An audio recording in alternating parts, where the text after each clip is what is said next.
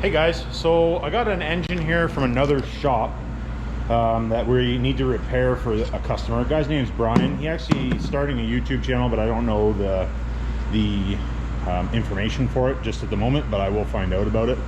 I'll put it in the link down below for the couple. He asked me to do a couple of videos. Sorry, background noise. I got the parts washer on, but I got some stuff I have to get washed, so we'll just have to deal with the background noise. So dealing with this engine, I'll show you more when I get it tore apart, but there's something I want to show you there. And then on the cylinder head, so what happened to this engine was it's a 6.7 out of a 2014, but what happened was it spun a rod bearing like pretty quick after they put it together. I think it was like 170 kilometers or something, which would be what, like 100 miles. So pretty quick. You can see the damage inside there versus, and yes, it did have 12 valve rods in it versus that, right?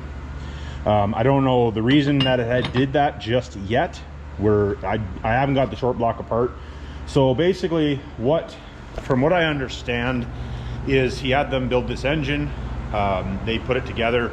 He put it in the truck, blew up after 100 miles, and he brought it back to them, and he wasn't happy with the way the cylinders looked, and I don't know if he didn't want to bring it back or what exactly was the deal there, but didn't trust him, I think, at that point, which is, you know, I can understand. You know, you have problems, you don't trust the place.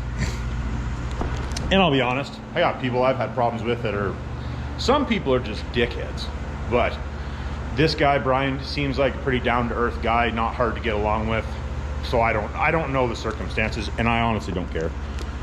So this is the cylinder head off of it. It is O-ringed, but we measured it, and there's only like a 3 thou protrusion, which isn't quite enough in my opinion. I used to do 6 thou, and I actually have now stepped it up to that. I now do 10 thou on them. Not that I had problems at 6, but if the block isn't perfect, the surface of the block isn't perfect, you can still have issues. Even like with 3 thou, if the head surface is perfect and the block surface is perfect, it does add seat pressure to the head gasket. But lots of times if you're just doing a head gasket, the block surface isn't perfect, so you have to deal with that problem. So anyways, just thought I'd give you guys a little bit of a backstory. Now they just put this back together. It has not run, but I'm just getting ready to take the camshaft out, and I found a problem. So I had to roll it over because they did put one cam retainer bolt in, which obviously the front cover's not on, so I'm not really sure why they put the camshaft in. But anyways, what I noticed was, so roll it over, right? You can see me rolling it over. You won't be able to hear it. I can feel it, but it goes to right there and stops. Well, the only thing for it to stop on right now is the camshaft, and the camshaft doesn't move when you do that. So what I'm going to say is not all connecting rods go the same way. This is actually an instance there. Not all connecting rods go the same way. I'm going to say that these connecting rods need to go the opposite way for them not to hit, because this isn't like a great big camshaft or something. So anyways, I'm going to rotate it back over. I'm going to pull the camshaft out. We'll give the camshaft a quick inspection, and then we will pull the rods and the crank out, and we'll see what this thing's got going on. Something I wanted to note here, something I didn't check, which also could be a problem, is if it's not timed properly. I never checked to see if the camshaft was timed because I knew I had to take it out. So you can see in the video, I just moved it a little bit to get it so that it's in the right spot so you can get it out. But that was something I didn't check to see if it was in time, because if the camshaft is out of time, they will hit connecting the rods as well. So anyways, just thought I would put that in there as far as that goes.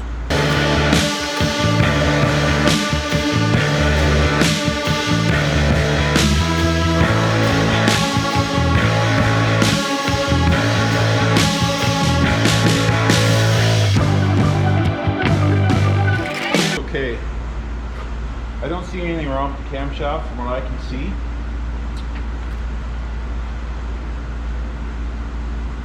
But we're gonna, actually I think maybe what I'm gonna do is when I got it like this, I'm gonna loosen all of the rod bolts off, And then I'll lay it over, pull all the rods out and everything, all that jazz.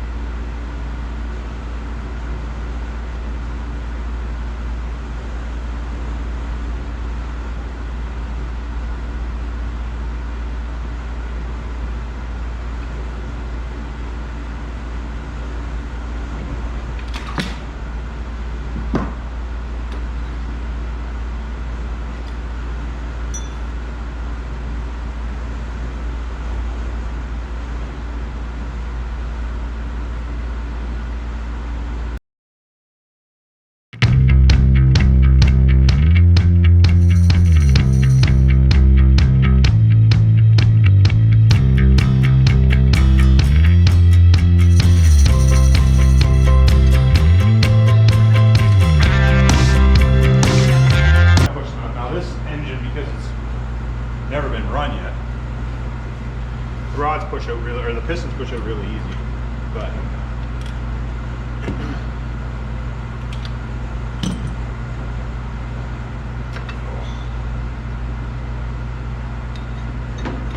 I did put new bearings in it. So all I do is I just take it with my hand best I can, I shove it as far as I can with my hand. I take the end of a dead blow, and then I stick it on the top side, stick it in the rod, and then you can just shove it out the side. You guys seen me do it on the other side.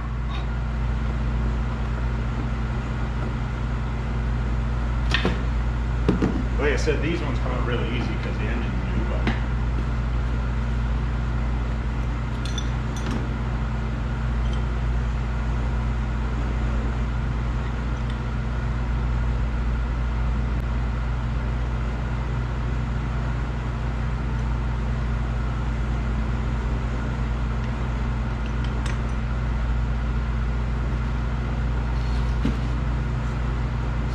yes, what we'll do now is we'll pull the crankshaft out.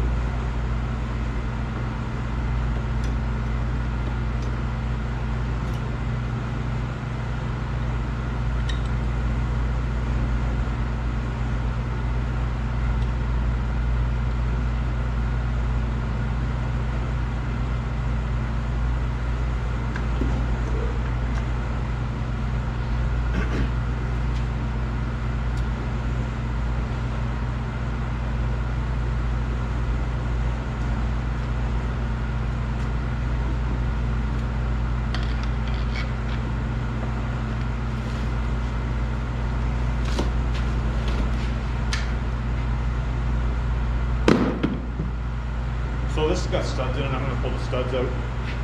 Well, obviously I got to pull the studs out. I'll loosen them off, and then we'll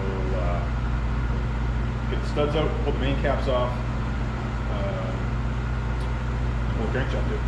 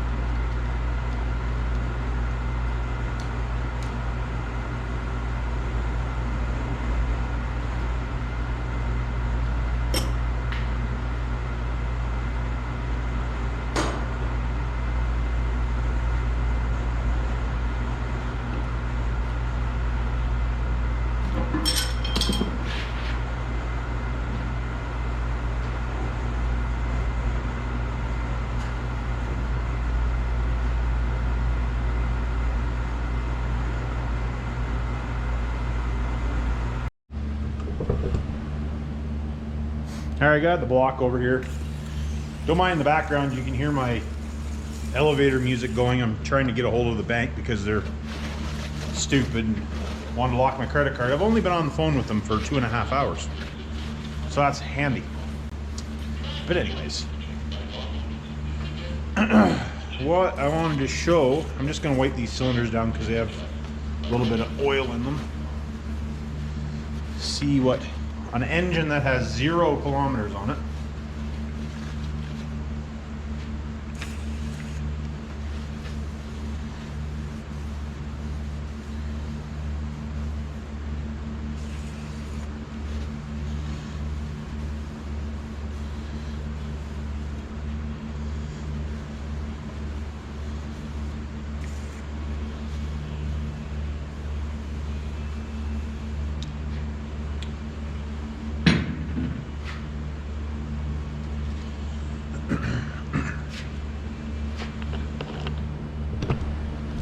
So these are the marks that the customer was talking about.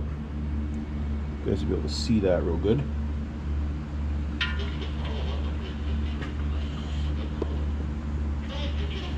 Like I said, this engine has 0 kilometers on it since it was fixed. Not too bad. Still some on this side too. One on that side. And something else that we seen too was, what cylinder was it? Yeah, that cylinder right there. I don't know if you guys see that white spot right there. That's actually a piece of the cylinder flaking off. Which usually is from water. Apparently this engine had a bunch of rust in it. Apparently. So anyways, we are going to, I'm going to set up the dial bore gauge here quick. And we will see what we got for sizes. I'm going to say that when they touched it with the hone again, if I had to guess, if they used the torque plate the first time, they did not use the torque plate when they re-honed it, just from the way that the markings are on the cylinders. So, be right back. All right, so we got gauge set. I didn't realize, I thought for some reason it was standard. I measured it when Brian was here, and I measured it with a set of calipers, and I numbers in my head wrong. Too used to doing 20s. So anyways, it is 20 over. And it's got 8.5 thou piston to wall clearance. Ah, except for that one. I don't know, it's got 8 too.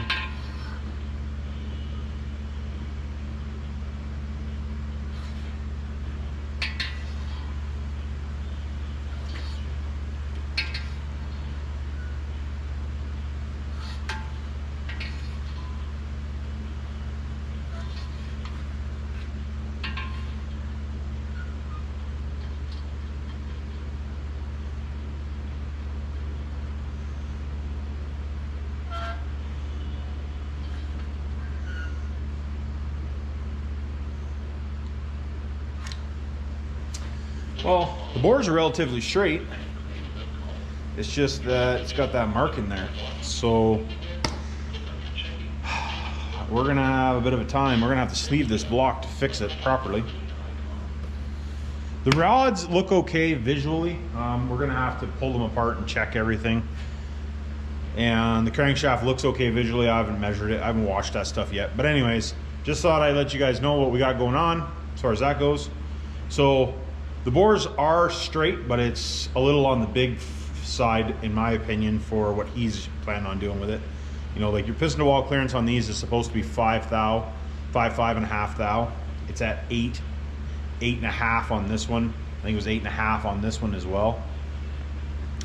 I guess maybe you guys maybe would want to, let me see if I can get a little bit farther away and I can see if I can hold the camera and show you guys. So I got this set at the piston size. So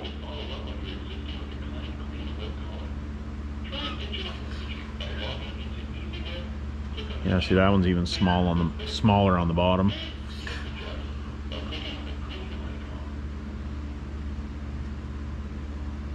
Put your 8 thou on that one. 8.5 on that one.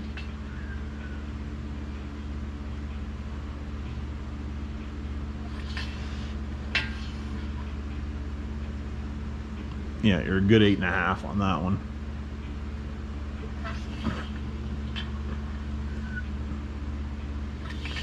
And that's the one that has all those scratches in it. Yeah, you're 8.5 on that one too. Now looking at it. Not that it really matters. That's bigger than I think I would want them. For what he's gonna do with it. Like, it's got stock rods in it. If it had, you know, like if you wanted to build like a boatload of power with it or something, yeah, okay, you pull, you know, you open it up a little bit. But on a stock application, stock-ish application, I think that's too much myself personally. but to each his own. You know, everybody builds an engine differently, but with those marks in there, you know, it was kind of doomed as far as I'm concerned. And then that one spot there where the cylinder wall's starting to fall apart, which sometimes happens. It's just part of the casting process. So sometimes you win, sometimes you lose. So anyways, I guess this one is going to turn into a little bit more work than I was anticipating. I guess we're going to have to sleeve this block back down, down to 20, or back down, and then we'll have to see what we're going to do. I have 20 over pistons, and then the pistons that he has are 20 overs. And they all looked okay. I'll have to, he was thinking that one of them never got changed, but I don't know. I'll have to check it out. I'll have to check them out really good when I tear them apart. But you know, like the rods look okay visually, but obviously visually doesn't mean nothing when you're talking, you know, 3 or 4 tenths of a thou, making sure stuff is round and sizes and stuff. So all right, well, hey guys, just coming to, this is the engine that Brian dropped off. That was the one that had that one bad cylinder. Sizes were bigger than I would like to see them. I shouldn't say bigger than they should be, but bigger than I would like to see them. And we ended up, I just wanted to do a quick rundown. I wasn't here last week because I was sick, so I took the week off, but we got it all together. So what I want to do is just a quick rundown of what we ended up doing to it, just not to leave you guys hanging. We ended up going through and re-sleeving all 6 cylinders because they were definitely, you know, in that, like I was talking before, in that 8 to 8.5 thou over, or 8.5 thou piston to wall clearance. It's a little too much to suit me. We set the piston to wall clearance at 6 thou for this guy. But it'll be more than fine for what he's doing. But that, you know, especially with the scores in the cylinder, is not good. So we did that. The crankshaft was okay. The rods actually needed the pin ends opened up. They were actually a little bit too tight, so we ended up doing that, which is pretty common for new rods. The cylinder head, we ended up doing a new valve job on it because half the valve job was done with a cutter and then the other half was ground. So I didn't so much like that, so we fixed that. All the guides were good. They had replaced the guides in the head. And then I also recut the O-rings in and put the bigger O-ring wire in.